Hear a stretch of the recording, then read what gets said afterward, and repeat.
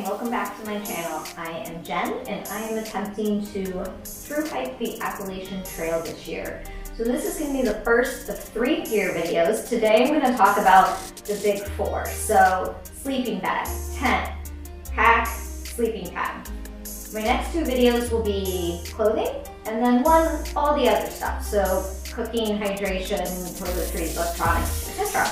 So make sure you subscribe to this channel so you don't miss out on any of our gear videos.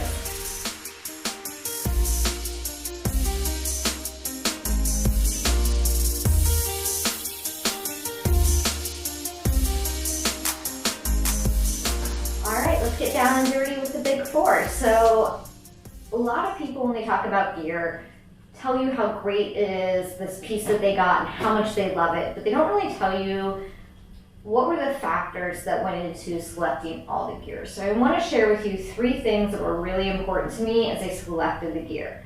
So the first thing was speed. I decided in late November that I was going to thru-hike the Appalachian Trail. It is now the end of February, so everything had to be readily available.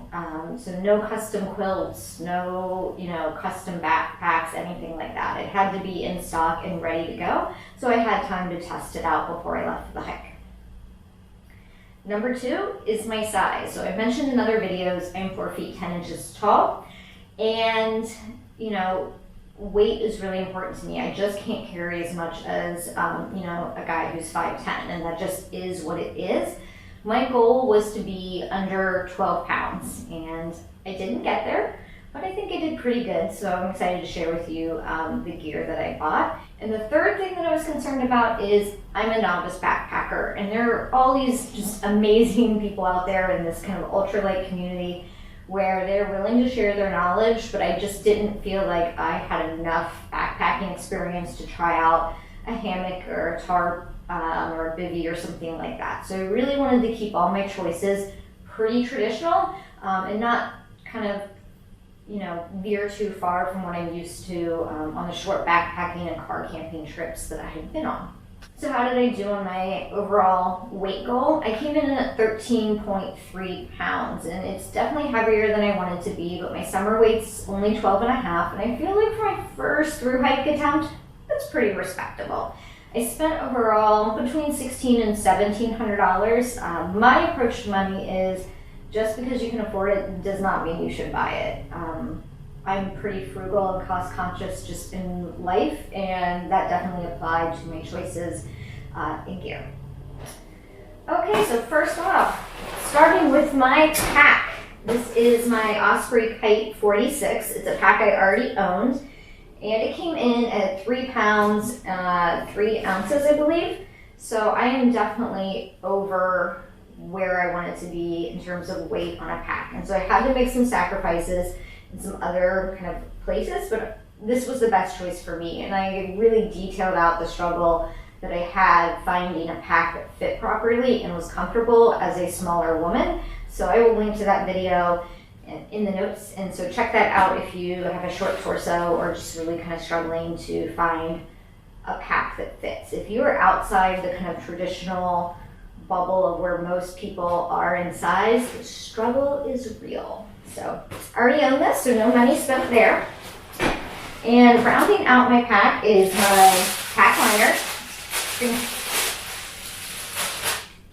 And probably my overall favorite piece of gear, my Light AF fanny pack. I love this. It's big. I can then take it with me in stores when I have to leave my pack outside. And it's just so cute.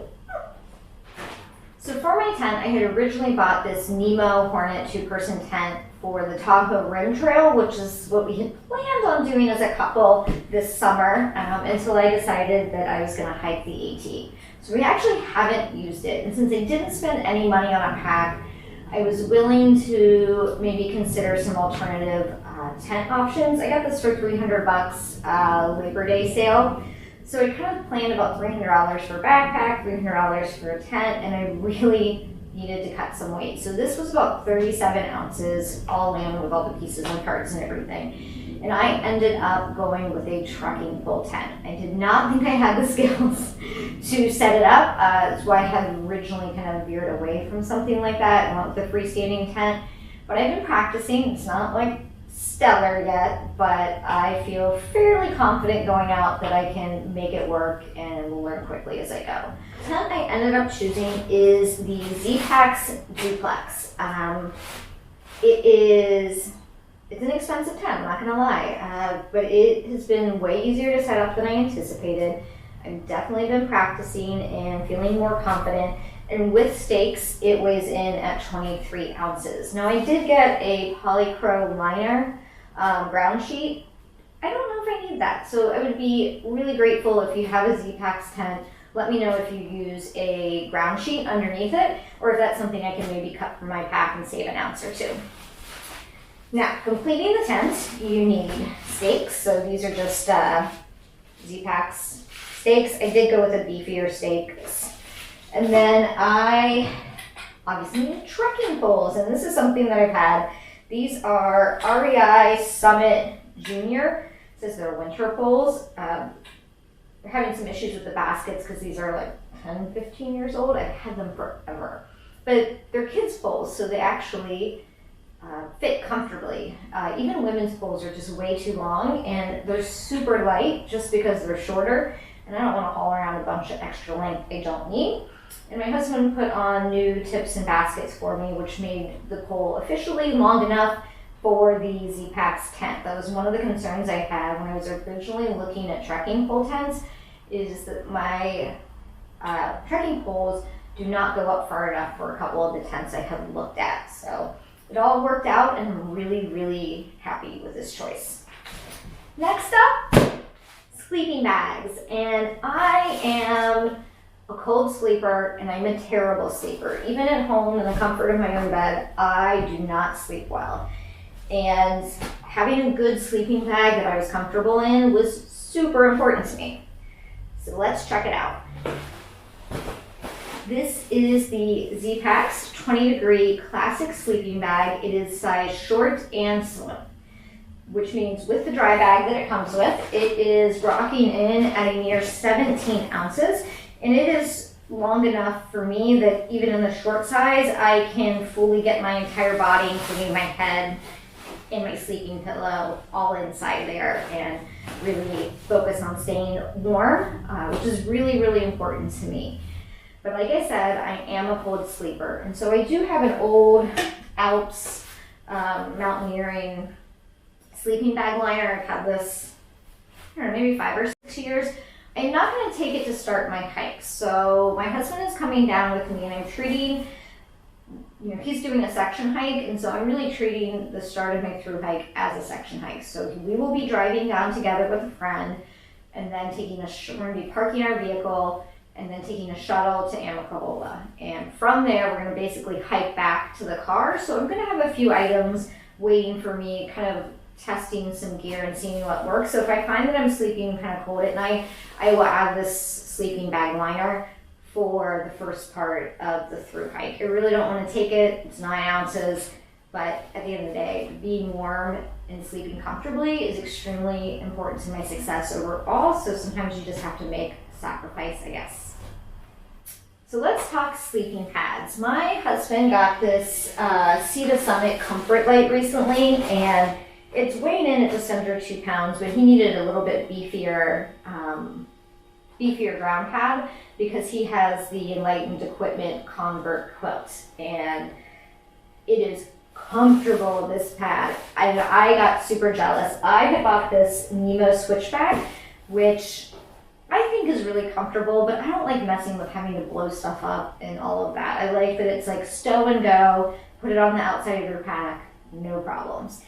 And my husband has been on me about making sure that I'm preparing properly sleep-wise because he knows what a bad sleeper I am, and just kind of concerns about if my body is going to be able to recover if I'm not getting proper sleep. So I said, okay, I'm going to get an inflatable pad.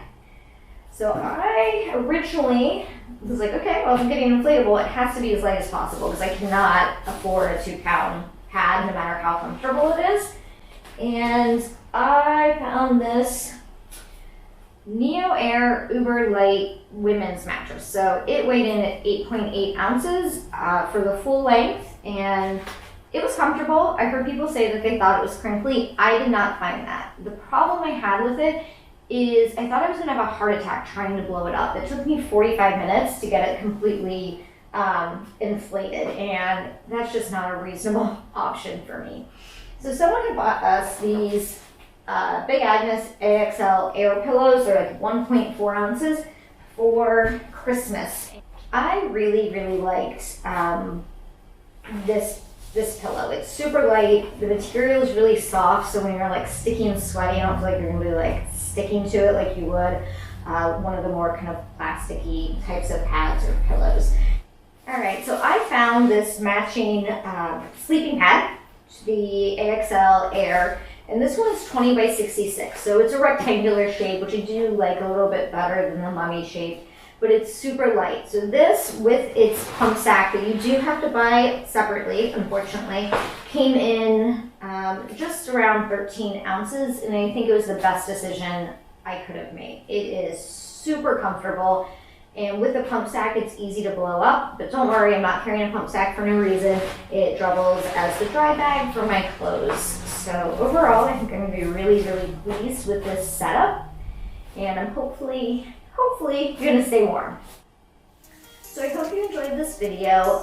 Give it a thumbs up, subscribe, and leave me a comment. I want to hear about how you chose your Big 4 and what your kind of favorite big piece of gear is. Thanks so much for watching. Have a great day.